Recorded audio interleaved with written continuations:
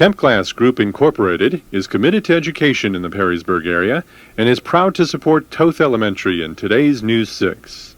Local support has also been provided by the Northwest Ohio Educational Technology Foundation, Bowling Green State University, and the members of WBGU TV. Hi! We're the 6th grade class of Toth Elementary. Welcome to News 6!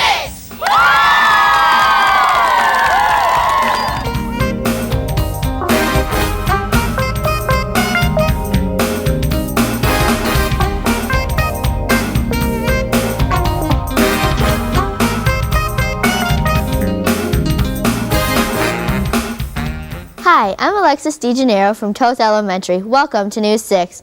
Hope you enjoyed your Easter weekend and had lots of fun. With today's first story, here's Carissa Lusick.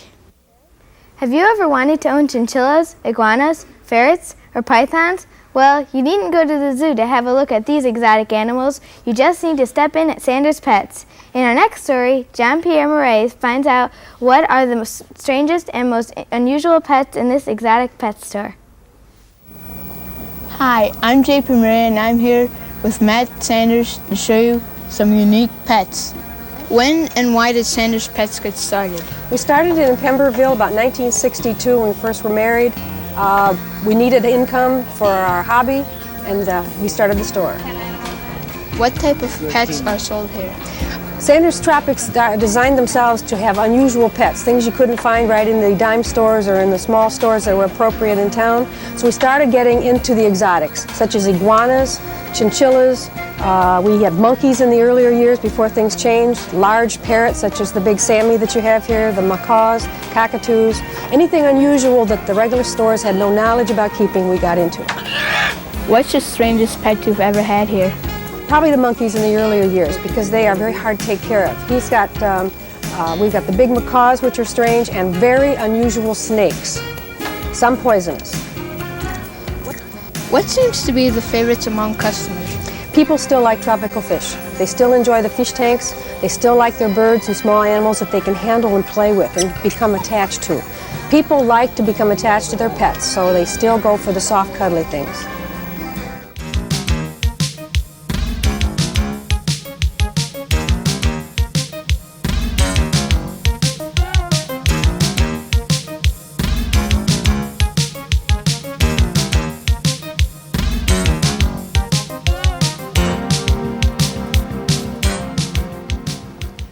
Today's News 6 is produced by the 6th graders at Toth Elementary.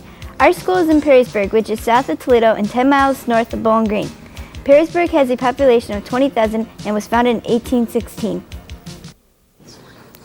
Our next story is about the fabulous Fort Meigs, which was built in 1813 during the Second War of Independence. It was here that the British suffered their first setback of the Northwest Campaign. Did you know that this fort is among the largest forts in the United States? Larry Nelson tells us its interesting history. Hi, I'm Nikos Kaplanov and I'm here with a group of friends to interview Larry Nelson about Fort Meigs. When was Fort Meigs built, and is this the original fort? No, this isn't the original fort. Fort Meigs was built during the War of 1812 and 1813. And the men who lived here, and there's about 2,000 of them, were here for a very short time. In September of 1813, most of them left to fight in another battle. And when they left, they tore this big fort down and built a smaller one in the northwest corner of the site. And that fort stayed here until about 1815 when they left, and they tore it down too. What was the purpose of Fort Meigs? Fort Meigs was built to be a supply depot and a staging area. During the War of 1812, American troops wanted to invade Canada, and they were trying to get as many men and supplies gathered together in one spot to help them do that. That's why this fort is built here.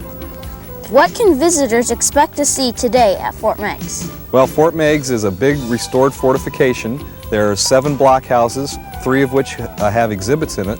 We also have costume reenactors who demonstrate weapons and fire artillery and play the fife and drum for our visitors all summer long. What's the fort's most unique attraction? We say that Fort Meigs is the largest walled restored fort in America, and it probably is. This is one of the biggest forts around in America today. It encloses almost 10 acres.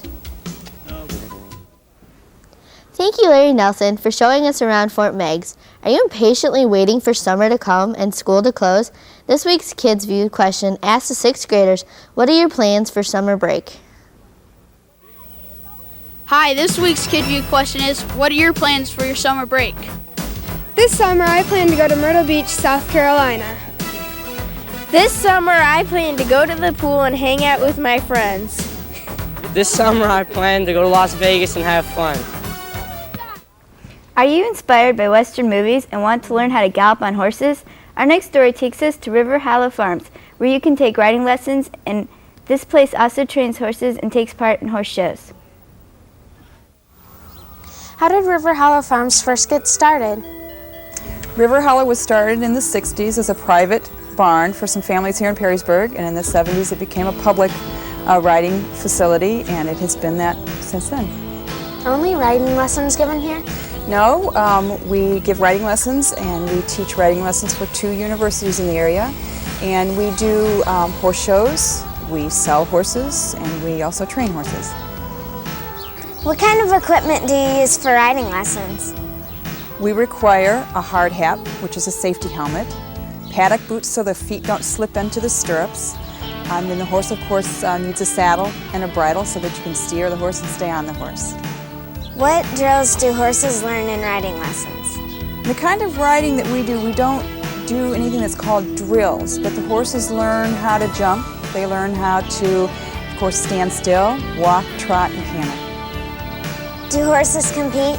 We compete on a horse show circuit called the Lake Effects Horse Show Circuit. It involves about 5 or 6 barns, and we travel as far away as 4 hours away to Battle Creek, Michigan.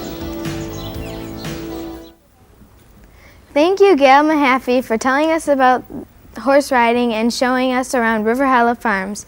This week in Critics Corner, 6th graders from Toth Elementary selected Snow Treasure by Marie McSwiggan. This is a wonderful story of courage and adventure. When a small Norwegian town is invaded by the Nazis, it is up to the children of the village to transport $9 million worth of gold to a ship to be taken to America. The trick is to smuggle out the gold right under the Germans' noses. This story has many exciting events and a wonderful plot. That's all for this week's show. Thanks for watching. Be sure to tune in next week when the 6th grade class of Ottoville Elementary visits News 6.